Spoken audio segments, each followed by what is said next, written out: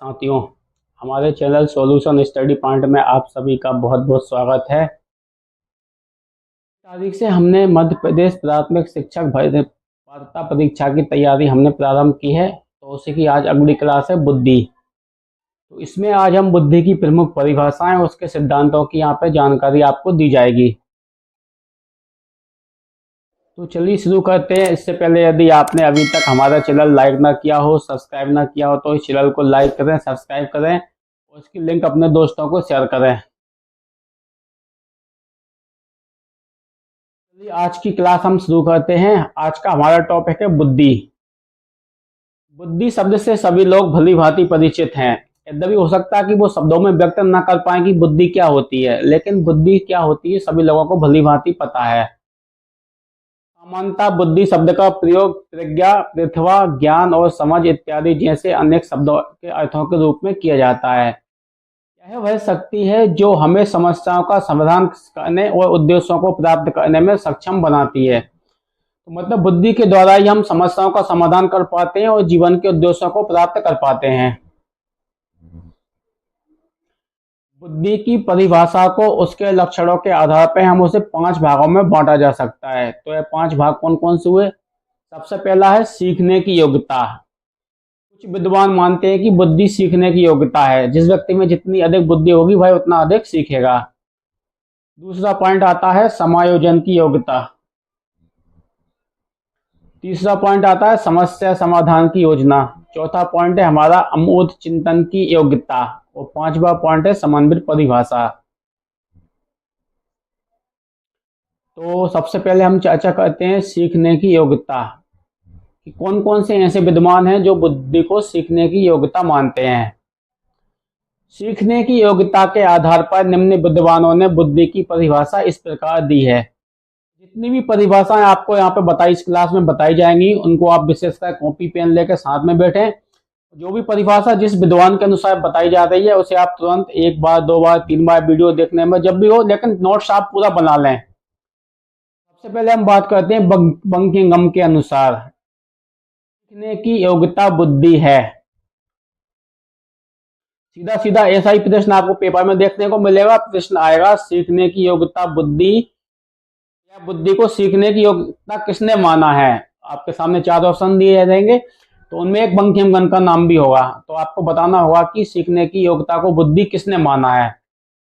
आवश्यक नहीं कि यही वाला स्टेटमेंट है, लेकिन जो परिभाषाएं बताई उनमें से आपको पेपर में देखने को मिलेंगी। दूसरे विद्वान है हमारे मैक्स डूगल। बुद्धि जन्मजात प्रवृत्ति को अतीत के अनुभव के प्रकाश में सुधारने की योग्यता है। बुद्धि की परिभाषा किसने दी है? मैक्स डूगल ने। तीसरी परिभाषा है डियरबॉर्न की। तो इनके अनुसार बुद्धि सीखने या अनुभव का लाभ उठाने की योग्यता है। सारी परिभाषाएं जो यहाँ बताई जाएंगी परीक्षा के लिए बहुत उपयोगी है। उसके आप नोट्स क्लास देखने के साथ ही बनाते हुए चलें तो ज्यादा अच्छा रहेगा आपके लिए। दूसरा आता है हमारा समायोजन की योग्यता कि किन किन विद्वानों ने बुद्धि को समायोजन की योग्यता माना है। सबसे पहले विद्वान का नाम आता है कॉल्विन। तो इनकी परिभाषा है एक व्यक्ति उसी अनुपात में बुद्धि प्रकट करता है जिस अनुपात में वह अपने नए वातावरण में समायोजित होने की क्रिया सीख चुका है या सीख सकता है। परिभाषा है कॉल्विन की। अगली परिभाषा है स्टर्न की। नवीन परिस्थितियों में अपने विचारों को समायोजित करने की क्षमता बुद्धि है। तो ये 2 परिभाषाएं। ऐसा प्रश्न भी पूछा जा सकता है कि किसने समायोजन की योग्यता माना है, किसने सीखने की योग्यता माना है। बिल्कुल इसको भी नोट्स बनाना है कि किन किन विद्वानों ने समायोजन की योग्यता माना है, किसने सीखने की योग्यता माना है। परिभाषा है क्रूज। बुद्धि नवीन एवं विभिन्न परिस्थितियों में अच्छी तरह से समायोजन करने की योग्यता है। परिभाषा आती है बर्ट। इनके अनुसार सापेक्षता नवीन परिस्थितियों में समायोजन करने की योग्यता को बुद्धि कहते हैं।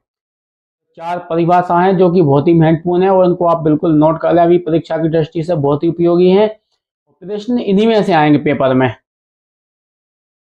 आता है बुद्धि की परिभाषा में आता है समस्या समाधान करने की योग्यता।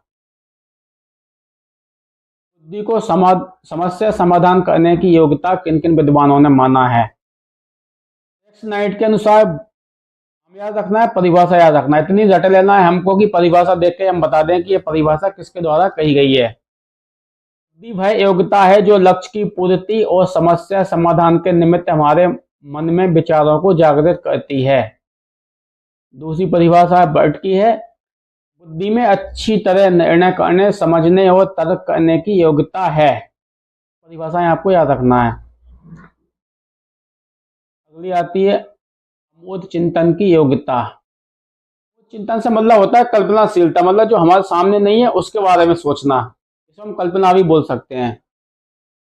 तो इसकी परिभाषा देखते हैं। स्पीयरमैन के अनुसार बुद्धि सांवर्धिक चिंतन है। दूसरी परिभाषा आती है विनय की आती है, किसी समस्या को समझना, उसके विषय में तर्क करना तथा किसी निश्चित निर्णय पर पहुंचना बुद्धि की आवश्यक क्रियाएं हैं।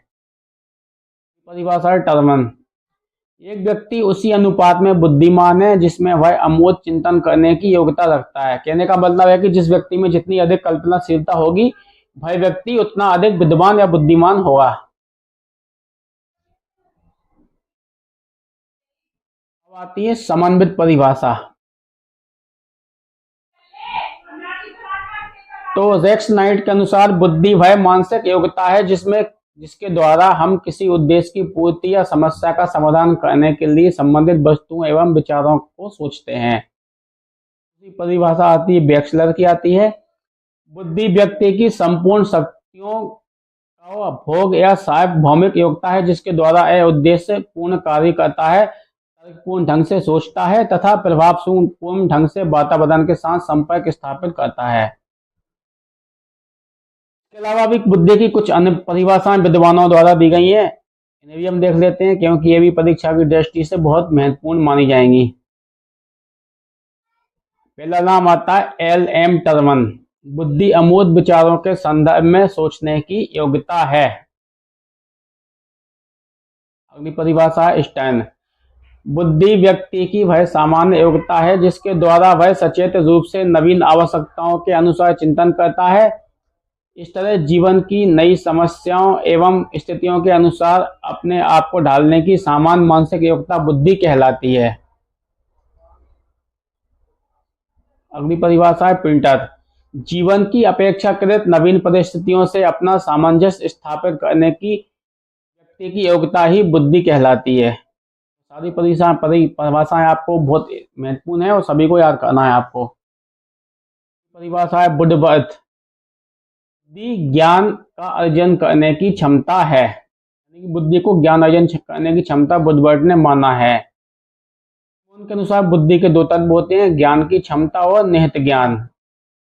विद्वान है थॉर्नडाइक, सत्य या असत्य के दृष्टिकोण से उत्तम प्रतिक्रियाओं की शक्ति ही बुद्धि है। अगली परिभाषा है बेसलर की, बुद्धि किसी व्यक्ति के द्वारा उद्देश्यपूर्ण ढंग से कार्य करने, तार्किक चिंतन करने तथा वातावरण के साथ प्रभावपूर्ण ढंग से क्रिया करने की सामूहिक योग्यता है। अगली परिभाषा है कॉल्विन, व्यक्ति ने अपने वातावरण से सामंजस्य करना सीख लिया या सीख सकता है तो उसमें बुद्धि है। बुद्धि की अभी तक हमने प्रमुख परिभाषाएं देख चुके हैं और इन परिभाषाओं को हो सकता है तो आप बिल्कुल नोट्स बना के कॉपी में नोट्स बना लीजिए, परिभाषाओं को बिल्कुल याद रख लीजिए क्योंकि इनमें से एक या दो प्रश्न आपको पेपर में देखने को मिल सकते हैं। अब बात करते हैं बुद्धि के सिद्धांत।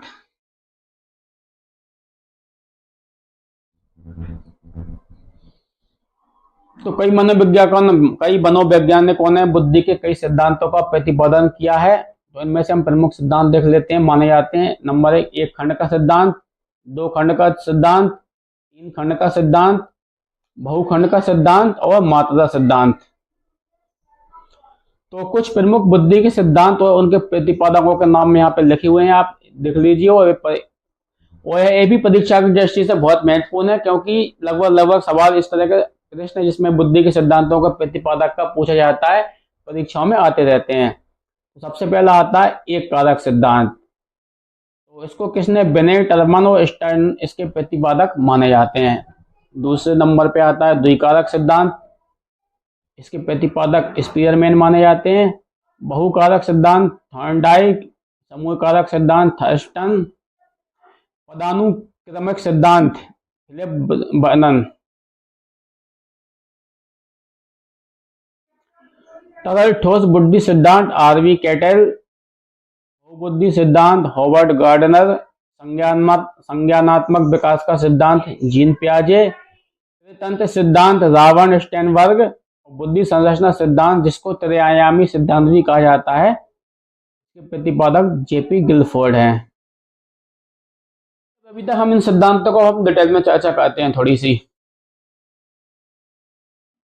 वैसे तो नाम याद रखना ही महत्वपूर्ण होगा, लेकिन थोड़ा सा डिटेल, क्योंकि हमारा जो पढ़ने का थीम है रटो मत समझो, थोड़ी डिटेल यहाँ पे चर्चा कर लेते हैं। सबसे पहले हम बात करते हैं एक खंड का सिद्धांत।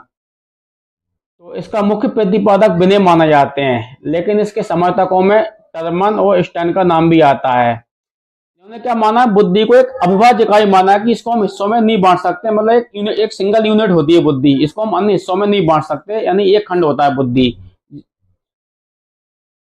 सिद्धांत के अनुसार बुद्धि को एक शक्ति या कारक के रूप में माना जाता है।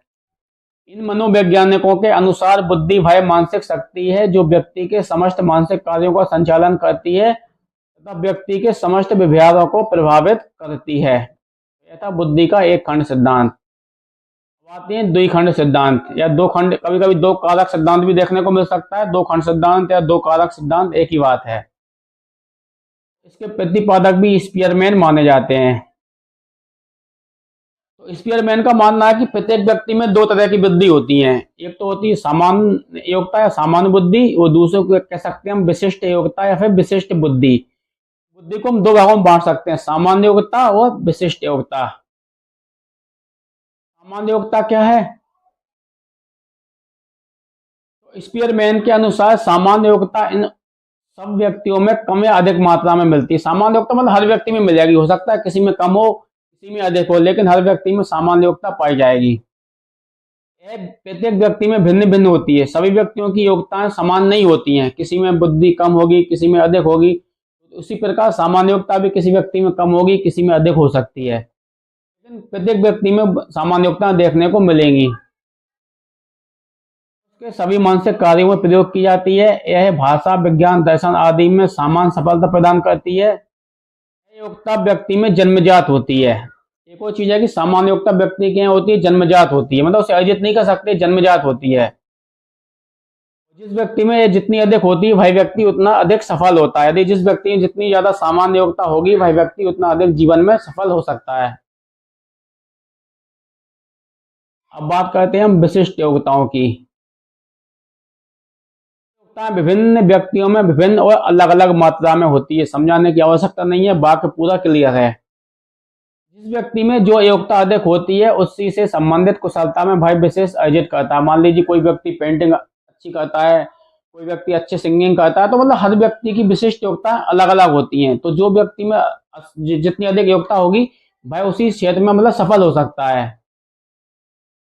एक दूसरे से स्वतंत्र होती हैं। योग्यताएं भाषा विज्ञान दर्शन आदि में विशेष सफलता अर्जित करती हैं। विभिन्न योग्यताओं का संबंध विभिन्न कुशल कार्य में होता है और सबसे महत्वपूर्ण है योग्यताएं की जा सकती है। मतलब सामान्य योग्यताएं तो जन्मजात होती हैं, लेकिन विशिष्ट योग्यताएं अर्जित की जा सकती है। मान लीजिए कोई व्यक्ति है तो पेंटिंग पहले ना आती हो, लेकिन वो पेंटिंग सीखता है तो एक अच्छा चित्रकार बन सकता है। तो विशिष्ट योग्यताएं अर्जित की जा सकती हैं। सामान्य योग्यताएं जन्मजात होती हैं, विशिष्ट योग्यताएं अर्जित की जा सकती हैं। सिद्धांत है तीन खंड का सिद्धांत। इसका भी प्रतिपादन स्पीयरमैन ने किया था ना। तो दो खंड उसने सामान्य और विशेष योग्यताएं मानी थी, खंड मान लिया तो उसने सामूहिक खंड या तत्व नाम रखा उसका। उसने उस खंड में ऐसी योग्यताओं को स्थान दिया जो सामान्य योग्यताओं से श्रेष्ठ होती हैं और विशिष्ट योग्यताओं से कम होती हैं। इसलिए उसका स्थान उन दोनों योग्यताओं के मध्य में दिया गया, जिसे सामूहिक खंड का नाम दिया गया। बहुखंड का सिद्धांत। इसके समर्थक के मतलब थॉर्नडाइक माने जाते हैं। इसके प्रतिपादक बहुकारक सिद्धांत के प्रतिपादक थॉर्नडाइक माने जाते हैं। उसमें माना है कि मतलब ऐसे कई योग्यताएं होती हैं, मतलब ऐसा नहीं है कि एक या दो योग्यताओं तक सीमित रख दो, बहुत सारी योग्यताएं होती हैं जो कि मतलब मस्तिष्क में होती हैं, उनसे बुद्धि का निर्माण होता है।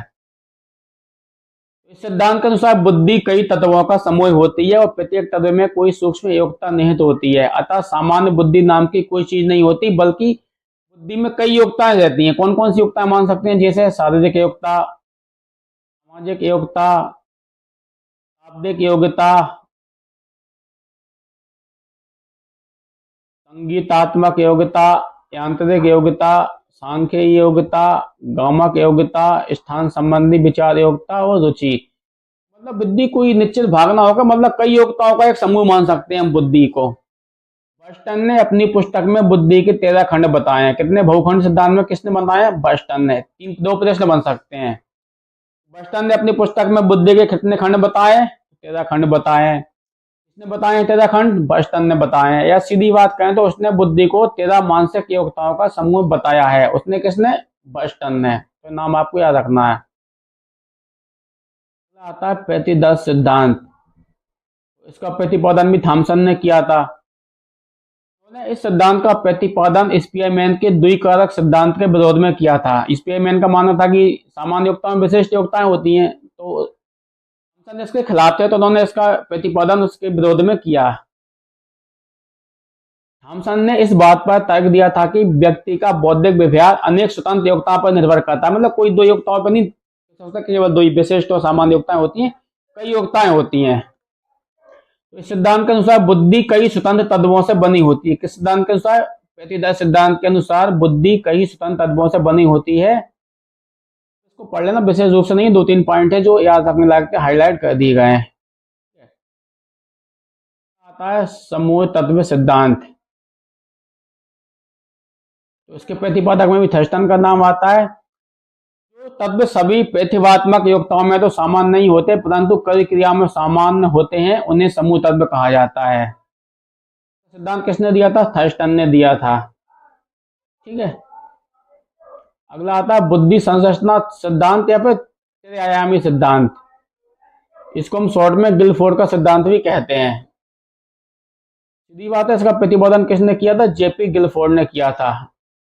सिद्धांत को जेपी गिलफोर्ड और उसके सहयोगियों ने बुद्धि परीक्षण से संबंधित कई परीक्षणों पर कारक विश्लेषण तकनीक का प्रयोग करते हुए, कौन सी तकनीक का प्रयोग किया था उन्होंने? कारक विश्लेषण तकनीक का करते हुए मानव बुद्धि के विभिन्न तत्वों या कारकों को प्रकाश में लाने वाला प्रतिमान विकसित किया। अपने अध्ययन प्रयासों के द्वारा यह प्रतिपादन करने की चेष्टा की कि हमारी किसी भी मानसिक प्रक्रिया अथवा बौद्धिक कार्य को 3 आधारभूत आयाम, कौन से? संक्रिया, सूचना सामग्री या विषय वस्तु, और तीसरा होता है उत्पाद। कौन कौन से? संक्रिया, सूचना सामग्री या विषय वस्तु, या तीसरा हुआ उत्पाद। तो इन 3 आधारभूत आयामों में बांटा जा सकता है। संक्रिया का अर्थ होता है हमारी उस मानसिक चेष्टा, तत्परता और कार्यशीलता से होता है जिसकी मदद से हम किसी भी सूचना सामग्री या विषय वस्तु को अपने चिंतन और मनन का विषय बनाते हैं। सीधे शब्दों में बात करें तो चिंतन और मनन का प्रयोग करते हुए अपनी बुद्धि को काम में लाने का प्रयास सिद्धांत के माध्यम से किया गया। आता है तरल ठोस बुद्धि सिद्धांत। इसको हम बोलते हैं फ्लूइड एंड क्रिस्टलाइज्ड सिद्धांत। इसके प्रतिपादक कौन है? कैटल हैं। सिद्धांत के अनुसार क्या हो, इस विशेषता क्या? सामान्य योग्यता पर आधारित है। इसकी विशेषता क्या है कि मतलब जो बुद्धि होती है वो सामान्य योग्यता पर आधारित होता है। असामान्य योग्यता संस्कृति से प्रभावित नहीं होती, बल्कि नवीन एवं विकट परिस्थितियों में भी प्रभावित होती है।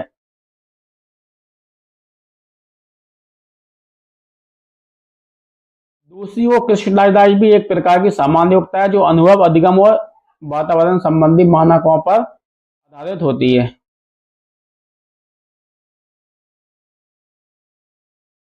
बुद्धि के पक्ष, तो इनको हम इस क्लास, क्योंकि क्लास बड़ी हो जाएगी इसलिए हम इसको शॉर्ट में देख लेते हैं। आगामी कक्षाओं में प्रत्येक से ना जितने भी बुद्धि के पक्ष हैं सबकी ना डिटेल में चर्चा की जाएगी। बुद्धि के 3 पक्ष माने जाते हैं: कार्यात्मक पक्ष, संरचनात्मक पक्ष और क्रियात्मक पक्ष।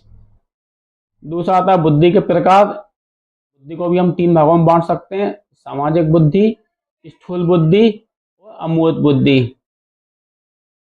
बुद्धि को प्रभावित करने वाले तत्व: अनुक्रम, वातावरण और वंशानुक्रम और वातावरण की अंतःक्रिया।